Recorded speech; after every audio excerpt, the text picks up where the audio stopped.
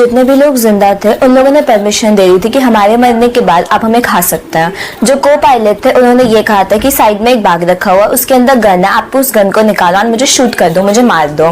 जो लड़कियां थी उन्होंने अपनी लिपस्टिक और नेल पेंट्स इकट्ठे करके प्लेन के रूफटॉप पे SOS लिखना शुरू कर दिया था। लोगों ने लेदर के सीट कवर्स खाना शुरू कर दिए थे। लोगों ने एक दूसरे की डेड बॉडीज को खानी शुरू कर दी थी। यहाँ तक कि जो लोग हेसिटेंट थे अपने फैमिली मेंबर्स को खाने के लिए, एट द एंड उन्होंने भी खाना शुरू कर दिया था। रात हो रही थी, स्नोफॉल हो रही थी, टेम्परेचर 0 डिग्री था, उसमें लोगों को सर्वाइव करना था। जिन लोगों का वेट 80 kg था वो भी कम होकर 30 से 35 kg पहुंच गया था।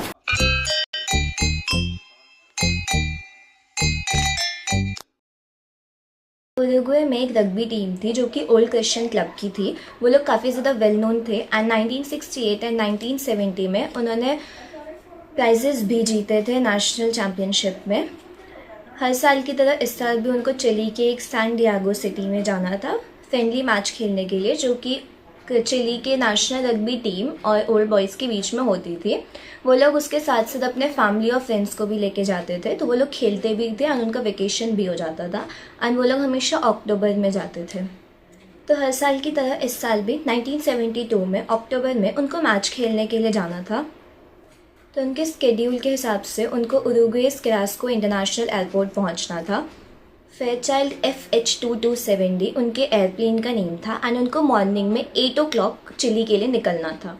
जो प्लेन था वो एक नॉर्मल इंटरनेशनल प्लेन नहीं था, वो एक मिलिट्री प्लेन था एंड उस टाइम पे उरुग्वे में फाइनेंशियल क्राइसिस चल रहे थे, जिस वजह से मिलिट्री अपने फ्री टाइम में लोगों को एक जगह से दूसरी जगह ट्रांसपोर्ट करने के लिए उस प्लेन को यूज़ करती थी एंड फीस चार्ज करती थी। तो ऐसे उस रग्बी टीम को पहुंचाने के लिए उन्होंने $1600 चार्ज किए थे। तो इस प्लेन को चिली जाना था उरुग्वे के ईस्ट लोकेशन से एंड उसी के बीच में एंडीज की माउंटेन आती है जहाँ पे सारी चीज़ें हुई थी। सो उस प्लेन में 45 पैसेंजर्स थे, जो कि 19 रग्बी टीम थी, 21 उनके फ्रेंड्स एंड फैमिलीज थे एंड 5 क्रू मेंबर्स थे। तो जो पायलट थे उनका नेम था फेराडास। उनके पास 5117 आवर्स का फ्लाइट एक्सपीरियंस था एंड वो एक बहुत ही ज़्यादा एक्सपीरियंस्ड पायलट थे। तो जब भी उनको उरुग्वे से चिली तक जाना होता था तो एन्स माउंटेन में एक प्लानचम पास है, उसके ऊपर से वो लोग फ्लाई करते थे एंड जो प्लानचम पास था किसी भी पायलट के लिए उसके ऊपर से फ्लाई करना बहुत टफ होता था, क्योंकि जो वेदर होता था वो कभी भी चेंज हो जाता था एंड माउंटेन्स की जो हाइट थी वो भी बहुत ज़्यादा थी। कुछ माउंटेन्स की हाइट 22,500 फीट तक होती थी एंड एक नॉर्मल प्लेन के लिए भी जो उसकी मैक्सिमम ऑल्टीट्यूड लिमिट होती है वो 22,500 फीट ही होती है। इस वजह से उस एरिया में नेविगेट करना बहुत टफ होता था। पर जो पायलट फेराडास थे वो बहुत ही ज़्यादा वेल एक्सपीरियंस थे उस एरिया में भी। वो ऑलरेडी 29 टाइम्स उस एरिया के ऊपर से फ्लाई कर चुके थे एंड इस वजह से उनको उस एरिया की नॉलेज ऑलरेडी बहुत ज़्यादा थी एंड वो एक्सपीरियंस थे उस एरिया में भी। पायलट फेराडास के साथ साथ एक को पायलट थे जिनका नेम था लेगुरारा।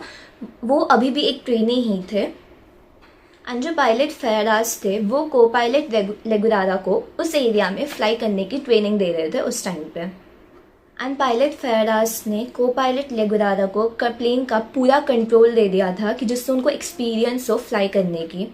12 अक्टूबर 1972 मॉर्निंग में ही वो लोग वहाँ से निकले थे उरुग्वे से चिली के लिए। तो उनको वो पूरी रात मेंडोजा में ही बितानी पड़ी थी वेदर की वजह से एंड जो लोग थे वो चले गए थे वाइन लाने के लिए एंड उनको कोई आइडिया नहीं था कि फ्यूचर में वही वाइन की हर एक ड्रॉप उनके लिए बहुत ज़्यादा मैटर करेगी, उनके जीने के लिए, उनके सर्वाइवल के लिए बहुत ज़्यादा मैटर करेगी।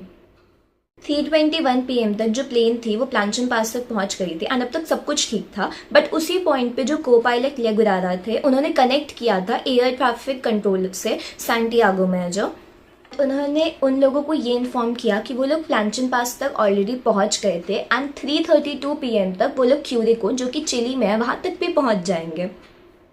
यहाँ तक सब कुछ ठीक था बट 3:24 PM पे जो को पायलट थे उन्होंने एक बार फिर से कनेक्ट किया था चिलियन एयर कंट्रोल को एंड ये बोला था कि हम लोग क्यूरिको पहुँच गए हैं एंड अब हम लोगों को लैंडिंग की परमिशन चाहिए क्योंकि हम लोग सैन डिएगो भी पहुँचने वाले हैं। तो जो एयर ट्रैफिक कंट्रोलर एनरिके थे वो बहुत ही ज़्यादा शॉक में चले गए थे क्योंकि क्यूरिको तक पहुंचने के लिए वो भी प्लानचन पास से एटलीस्ट 11 मिनट्स लगते हैं, बट को पायलट ऑलरेडी वहाँ तक पहुंच गए थे।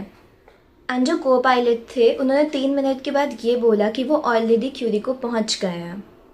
जो एनरिके थे उन्होंने इस क्लेम को टोटली इग्नोर किया एंड ये बोला कि प्लेन को 10,000 फीट नीचे लेके जाओ एंड उन्होंने लैंडिंग की परमिशन भी दे दी। इन रियलिटी जो को पायलट थे उन्होंने मिस कैलकुलेट कर लिया था अपने पोजीशन को एंड उन्होंने ये क्लेम कर लिया कि वो ऑलरेडी चिली पहुंच चुके हैं, बट इन रियलिटी वो अभी भी प्लांचन पास में ही थे जो कि एंडीज की माउंटेन में है।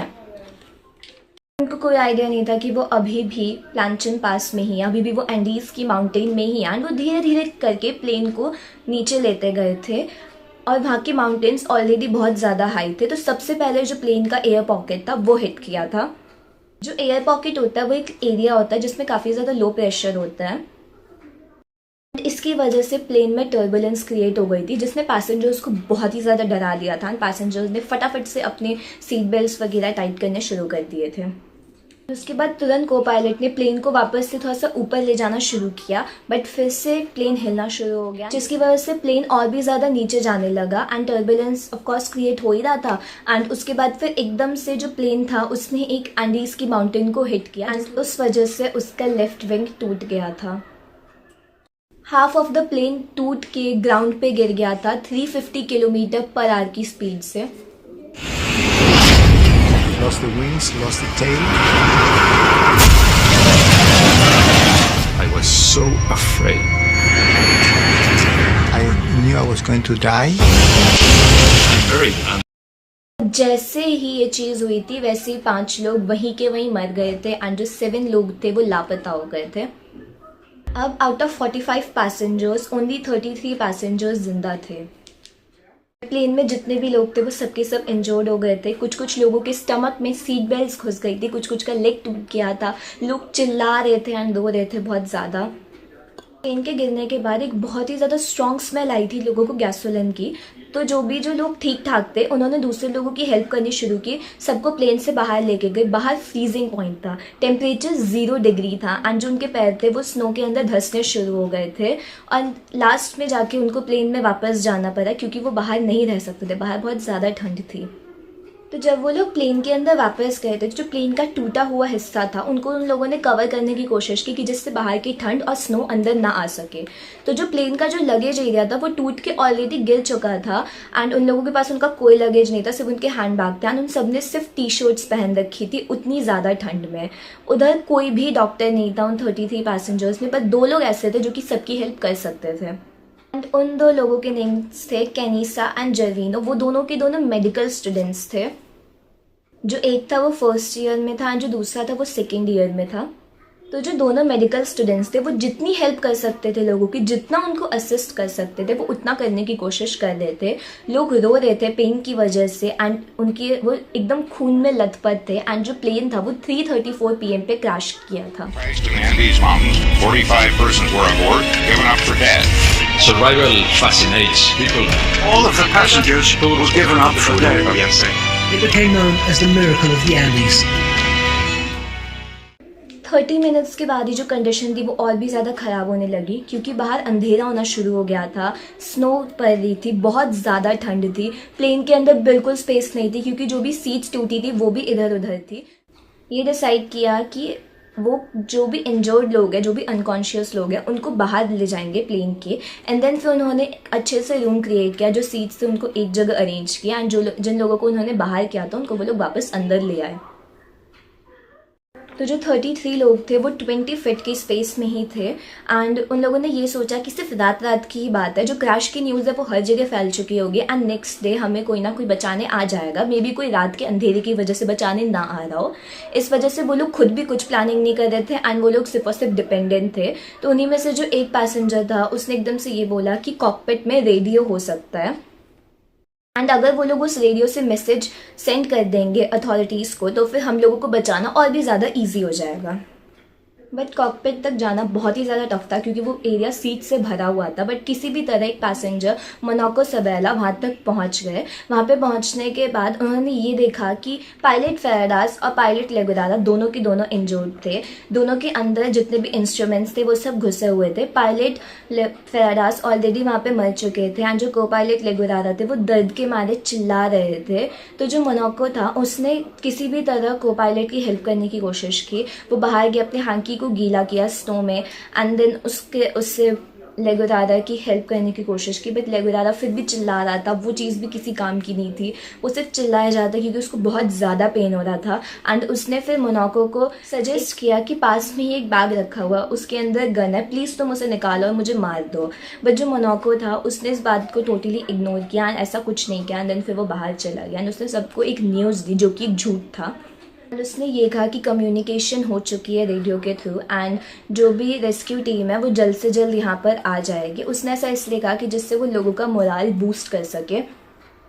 रात का टाइम था, टेम्परेचर 0 डिग्री था, बाहर बहुत ज़्यादा ठंड थी, ठंडी हवाएं चल रही थी, कुछ लोगों के पैर टूटे हुए थे, कुछ लोग अनकॉन्शियस थे, कुछ लोग ब्लड में कवर्ड थे, कुछ लोगों को बहुत ज़्यादा पेन हो रहा था, स्नोफॉल हो रही थी, एकदम ठंड थी एंड बहुत छोटा सा स्पेस था, उसी में उन सबको ज़िंदा रहना था।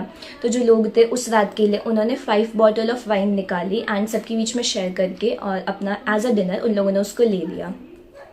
फिर आया नेक्स्ट डे, अक्टूबर 14, 1972।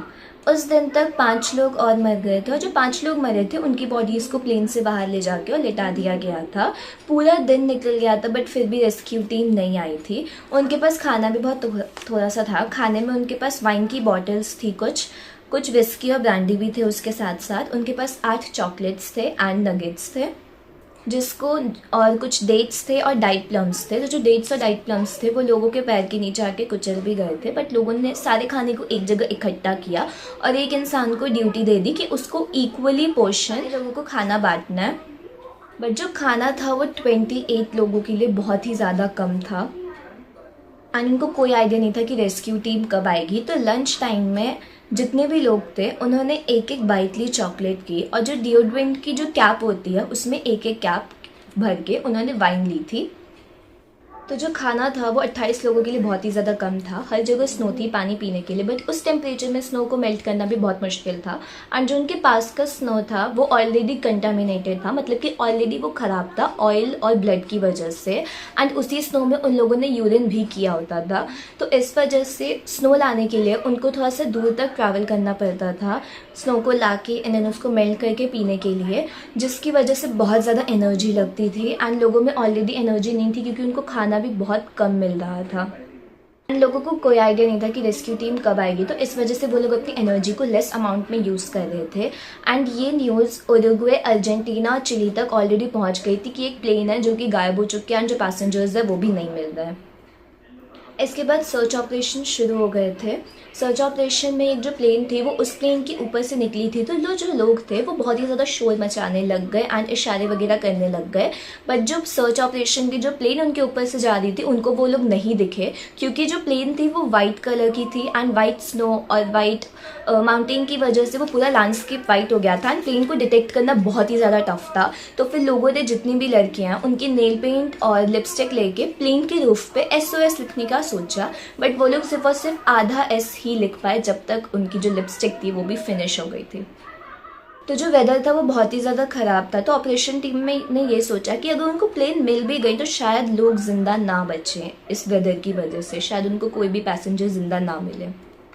एंड फिर सर्च ऑपरेशन ने ये सोचा कि जब स्नो कम हो जाएगी और जो वेदर कंडीशन है वो और भी ज़्यादा बेटर हो जाएगा, उस टाइम पे फिर वो लोग वापस सर्च करना शुरू करेंगे, तब शायद उनकी सर्च सक्सेसफुल हो जाए।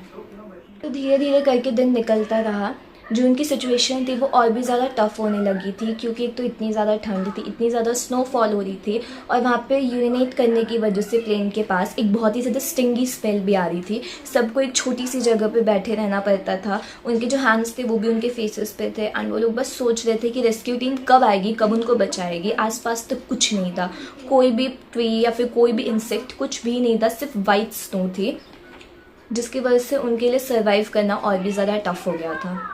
अब इसके बाद दिन आता है अक्टूबर 21, 1972। इस टाइम तक उनके पास कोई भी खाना कुछ नहीं था। जो लोग थे वो ऑलरेडी बहुत ही ज़्यादा वीक हो गए थे, उनके लिए चलना तक मुश्किल हो गया था। वो सिर्फ बैठ कर वेट कर रहे थे कि रेस्क्यू टीम कब आएगी। एंड इसी बीच रग्बी टीम की मेंबर की एक सिस्टर मर गई थी, जिसकी वजह से अब सिर्फ 27 लोग रह गए थे। इन सब के साथ साथ एक बहुत ही बड़ा कंसर्न था रेडियो, कि रेडियो को कैसे ठीक करें, क्योंकि जो रेडियो थी वही सिर्फ और सिर्फ उनकी एक लास्ट होप थी।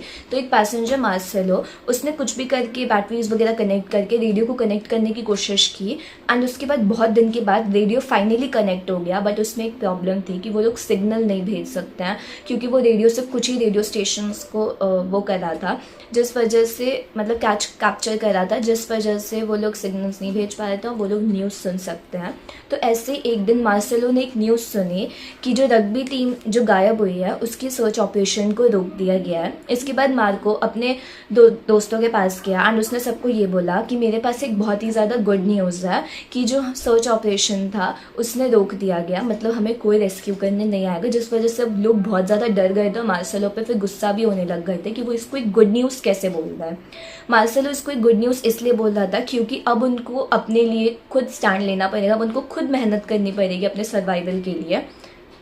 एंड इस चीज़ को सुनने के बाद 2 रग्बी टीम के मेंबर्स बाहर निकले एक्सप्लोर करने के लिए कि हम लोग कैसे बच सकते हैं। तो वो लोग कुछ किलोमीटर गए एंड उसके बाद फिर वो लोग वापस आ गए। उन लोगों को कुछ नहीं दिखा, सिर्फ और सिर्फ स्नो दिखा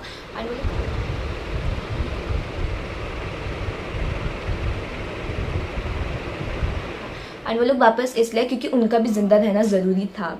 उसके बाद दोनों मेडिकल स्टूडेंट थे, उन्होंने लोगों को ये सजेस्ट किया कि हमको डेड बॉडीज़ को कंज्यूम करना पड़ेगा सर्वाइवल के लिए, उनको खाना पड़ेगा। जिस वजह से लोग और भी ज़्यादा गुस्सा हो गए कि वो लोग कैसे अपने मरे हुए फ्रेंड्स और फैमिलीज़ को खा सकते हैं, बट उनके पास कोई और ऑप्शन नहीं था। उन्होंने फिर दोनों मेडिकल स्टूडेंट्स उन्होंने ये भी बोला कि हम लोगों को अभी खाना पड़ेगा क्योंकि अगर ज़्यादा लेट हो गई तो हम लोगों में उतनी एनर्जी भी नहीं बचेगी कि हम लोग उन डेड बॉडीज़ को कट करके और फिर खा सकें, उन्हें कंज्यूम कर सकें। जिस वजह से बहुत ही ज़्यादा लड़ाई झगड़ा हुआ एंड देन फिर उन लोगों ने एक डिसीजन बनाया था। 29 अक्टूबर 1972 को एक एनलांचे आया उस एरिया में, जिस वजह से 8 लोग और ज़्यादा मर गए थे एंड उनकी सिचुएशन और भी ज़्यादा टफ होती गई थी। लोगों के लिए अब चलना मुश्किल हो गया था, वो लोग बहुत ज़्यादा वीक हो गए थे। तो इसी वजह से एक पैसेंजर ने फाइनली एक डिसीजन लिया, उसने एक ग्लास का पीस उठाया एंड वो प्लेन से बाहर निकला जहाँ पे डेड बॉडीज़ रखी हुई थी। उसने जाके डेड बॉडी को काटा, उसका मीट निकाला एंड प्लेन के ऊपर रख दिया उसको ड्राई करने के लिए कि जिससे वो बाद में कंज्यूम कर सके। बाद में फिर उसने खा भी लिया था। अब उसको देख के फिर 2 और मेंबर्स ने यही सेम चीज़ की, क्योंकि जिंदा रहना उनके सर्वाइवल के लिए बहुत ज़्यादा इंपॉर्टेंट चीज़ थी। खाना उनको चाहिए था कि जिससे उनके अंदर एनर्जी हो एंड वो लोग बच सकें। तो कुछ मेंबर्स ने गाना शुरू किया लोगों के मोरल को बूस्ट करने के लिए और भी ज़्यादा। उसी में जो एक पैसेंजर था एनरिके, उसको बहुत ज़्यादा पेन हो रहा था क्योंकि उसके स्टमक में से कुछ निकल रहा था, कुछ आ रहा था एंड वो चिल्लाया जा रहा था पेन की वजह से, उसका पेन कम ही नहीं हो रहा था। उसके बाद फिर जो मेडिकल स्टूडेंट था केनेसा, उसने ये सोचा कि क्या उसको काटना चाहिए या नहीं, क्योंकि अगर इंटेस्टाइन कट गया तो उसके लिए बचना बहुत ज़्यादा मुश्किल हो जाएगा। बट फिर भी उसने ग्लास को लेके सर्जरी की, वहाँ पे कोई सर्जिकल टूल वगैरह नहीं था, तो फिर उसने कट करके निकाला जो पीस जो बाहर आ रहा था, जिसकी वजह से उसको पेन हो रहा था एंड स्टिचेस को वो लोग बांध नहीं सकते थे। इस वजह से उसने एक टी शर्ट को लेके बहुत टाइटली उसके स्टमक के अराउंड बांध दिया था एंड उस टाइम पे भी उसकी जो छोटी सी सर्जरी थी वो सक्सेसफुल हुई थी एंड वो इंसान जिंदा बच गया था एंड उसको पेन भी उतना ज़्यादा नहीं हो रहा था एंड उसका इंटेस्टाइन भी नहीं कटा था। ऐसे ही दिन और बीता, उसके बाद 3 लोग और मर गए, अब सिर्फ 16 लोग बचे थे। अब फाइनली इस टाइम तक सबको ये रियलाइज़ हो गया था कि उनकी हेल्प करने के लिए कोई भी नहीं आएगा, उनको अपनी हेल्प खुद करनी पड़ेगी। तो जो स्टार्टिंग में जो लोग थोड़े से हेसिटेंट थे डेड बॉडीज़ को खाने के लिए, अब वो उन लोगों ने भी बाद में खाना शुरू कर दिया था क्योंकि उन लोगों को भी समझ आ गया था कि सर्वाइवल ज़रूरी है उनका, इसके लिए खाना बहुत ही ज़्यादा इम्पॉर्टेंट चीज़ है। अब इस वजह से कुछ मेंबर्स जो थे, अब उन्होंने ये डिसाइड किया कि उनको माउंटेन्स को स्केल करना पड़ेगा, उनको अपने सर्वाइवल के लिए खुद मेहनत करनी पड़ेगी। तो जो प्लेन का जो ईस्ट साइड था वहाँ पे ऑलरेडी बहुत ज़्यादा स्नो था, तो अब उन लोगों ने डिसाइड किया कि वो लोग वेस्ट साइड तक जाएंगे। तो नवंबर 20 में उन लोगों ने एक डिटेल्ड प्लान बनाया कि कैसे उनको वेस्ट साइड के माउंटेन को स्केल करना, उसको क्लाइंब करना है, जिसके लिए उन्होंने 3 लोगों की एक टीम बनाई एंड उस टीम में थे रॉबर्टो कैनेसा, नांडो पेराडो एंड एंटोनियो विजिंटन। क्योंकि इन तीनों लोगों को इसलिए चूज़ किया गया क्योंकि इनकी जो फिजिकल कंडीशन थी वो बाकी लोगों से काफ़ी ज़्यादा बेटर थी एंड रॉबर्टो कैनेसा को इसीलिए चूज़ किया गया क्योंकि वो एक मेडिकल स्टूडेंट भी था, तो वो कंडीशन बहुत ज़्यादा ख़राब हो जाती है तो वो उन दोनों की हेल्प कर सकते हैं। तो एज इन प्रिपरेशन में उन लोगों ने अपनी रेगुलर एक्सरसाइज करना शुरू की। उन लोगों ने ये सीखना शुरू किया कि एक्सट्रीम कंडीशन लो ऑक्सीजन के साथ भी वो लोग कैसे ज़िंदा रह सकते हैं। उन्होंने अपने खुद के फ्लैग्स वगैरह बनाए, मार्किंग फ्लैग्स, जो कि वो लोग मार्क करते हुए माउंटेन को क्लाइंब करेंगे कि जिससे अगर वेदर एकदम से ख़राब हो जाएगा, कंडीशन एकदम से ख़राब हो जाएगी, तो वो लोग वापस अपनी जगह पर आ सकें। उन्होंने मेकशिफ्ट फ्लेयर्स और रिफ्लेक्टिव मटेरियल्स को भी बनाया था। इससे एक तो उनकी विजिबिलिटी भी क्लियर है एंड अगर उनको एकदम से हेल्प चाहिए होगा तो वो लोग सिग्नल भेज सकते हैं अपने हेल्प के लिए। ठंड ऑफ कोर्स बहुत ज़्यादा थी, तो ठंड से बचने के लिए उन लोगों ने जो लेदर सीट कवर्स थे प्लेन के, उसमें से कॉटन निकाल के अपने टी शर्ट्स और अपने क्लोथ्स में भरना शुरू किया। एंड जो लोग मरे थे उन्होंने उनकी क्लोथ्स को लेकर पहनना शुरू कर दिया। 2 से 3 लेयर्स उन्होंने बना ली कि जिससे वो ठंड से बच सके। उनके जो शूज़ थे वो बहुत ही ज़्यादा बेसिक थे, तो जो सीट के कुशन कवर थे उन्होंने अपने शूज़ के अंदर वो भरे कि जिससे उनके लिए स्नो में चलना भी ईजी रहा, उनका पैर ज़्यादा ना धंसे। एंड उसके साथ साथ खाने में उन्होंने वही डेड बॉडी की जो मीट के पीसेस थे वो नगेट्स और चॉकलेट्स पैक किए थे एक बॉक्स में। 5 दिसंबर 1972 में उन्होंने माउंटेन क्लाइंब करने का सोचा था, तो मॉर्निंग में वो लोग अपना निकल गए। पर जो क्लाइंब थी वो बहुत ही ज़्यादा टफ थी, वो इजी बिल्कुल नहीं थी, क्योंकि एक तो ठंड इतनी ज़्यादा थी, विंड इतना ज़्यादा चल रहा था, उतने हाई एल्टीट्यूड पे क्लाइंब करना भी बहुत ज़्यादा टफ था। एंड 3 डेज़ के बाद उन्होंने ये रियलाइज़ किया कि जो खाना था वो 3 लोगों के लिए बहुत ज़्यादा कम था। तो उसमें से जो एंटोनियो था 15 दिसंबर को उसको उन लोगों ने वापस भेज दिया प्लेन तक। तो ऊपर माउंटेन पे चढ़ना बहुत ज़्यादा टफ था, बट उससे उतरना ईजी था क्योंकि सिर्फ स्लाइड करके उतरना था। तो एंटोनियो काफ़ी जल्दी सबके पास पहुँच गया एंड उसने सबको जाके ये बताया कि वो दोनों अभी भी अपनी जर्नी को कंटिन्यू कर रहे हैं। तो 18 दिसंबर को जो दोनों जर्नी पे थे उनके ऊपर से एक प्लेन निकली थी। उन्होंने उस प्लेन को सिग्नल देने की कोशिश की इंडिकेटर्स से, बट उस प्लेन ने नहीं देखा। तो एज यूजुअल उन्होंने वापस अपना क्लाइंब करना शुरू कर दिया था mountain. I couldn't speak, I couldn't even think, because what we saw was horrible. Instead of green valleys, we saw mountains and snow-covered peaks 360 degrees around us, to the horizon all around us. 20 दिसंबर 1972 में वो mountain की सबसे highest point पे पहुंच गए थे। वो लोग अब तक 8 दिन से ज़्यादा चलते थे, उन्होंने 60 किलोमीटर तक का डिस्टेंस कवर कर लिया था। जब वो लोग टॉप पे पहुंचे थे तो वो बहुत ही ज़्यादा नर्वस थे कि उनको वापस से वही वाइट स्नो वगैरह देखने को ना मिल जाए। पर टॉप पे पहुंचने के बाद उनको एक ग्रीन माउंटेन दिखा, हरा भरा माउंटेन दिखा, रिवर दिखा, ट्रीज़ वगैरह दिखे। तो वो दोनों बहुत ही ज़्यादा खुश हो गए कि फाइनली अब हम लोग ज़िंदा बच सकते हैं। वो भी 70 डेज़ की हार्डशिप के बाद वो दोनों इतना ज़्यादा खुश हुए थे क्योंकि अब उनको पता था कि हाँ अब वो लोग ज़िंदा बच जाएंगे। जो रात थी उन्होंने वही रिवर साइड पे बिताई। जैसे ही वो लोग सुबह जगे, रिवर साइड के दूसरी तरफ उनके जस्ट सामने रिवर को पार करके एक जगह थी जहाँ पे उनको काउस दिखे एंड एक मैगी का पैकेट दिखा और कुछ बुझे हुए वुड दिखे थे। अब इस वजह से भी वो बहुत ज़्यादा खुश थे क्योंकि फाइनली उनको कोई हेल्प मिलने वाली है। बट रिवर को पास करना बहुत ही ज़्यादा मुश्किल था क्योंकि जो रिवर था वो बहुत ही ज़्यादा तेज़ी से फ्लो कर रहा था एंड इस वजह से वो लोग वहीं पे बैठे रहे। उन लोगों ने वेट किया। उसके कुछ टाइम के बाद एक आदमी आया जो कि एक हॉर्स के ऊपर बैठा हुआ था एंड उस वजह से जो दोनों थे उन्होंने चिल्लाना शुरू कर दिया और इशारे करना शुरू कर दिए कि हम लोग यहाँ पे हैं। बट उस आदमी को कुछ सुनाई नहीं दे रहा था क्योंकि उस रिवर का शोर बहुत ज़्यादा था। बट उस आदमी ने बहुत सारी चीज़ें बोली थी जो आदमी हॉर्स के ऊपर था, बट उन लोगों को सिर्फ एक चीज़ सुनाई दी, टुमारो। तो वो दोनों समझ गए। उसके बाद फिर उन्होंने उस रात को भी वहीं रिवर के पास बिताया। जब एक रेस्ट कर रहा था तो दूसरा जग के उस आदमी का वेट कर रहा था। अगले दिन वो आदमी वापस आया एक पेन और पेपर के साथ एंड उसने एक पेपर पे लिखा व्हाट डू यू वांट और क्वेश्चन मार्क एंड उसने उस पेपर को एक पत्थर में लपेट के उन लोगों की तरफ फेंक दिया पेन के साथ। तो जैसे ही उसने फेंका उन लोगों ने उसको कैच किया एंड उसको पढ़ा। उसके बाद फिर उन लोगों ने भी एक मैसेज लिखा एंड उसी सेम वे में उन लोगों ने उस मैसेज को उसके पास फेंक दिया। एंड उस मैसेज में उन्होंने ये लिखा, I come from a plane that crashed in the mountains, I am a Uruguayan. And ये उस मैसेज की रियल पिक्चर है उस लेटर की।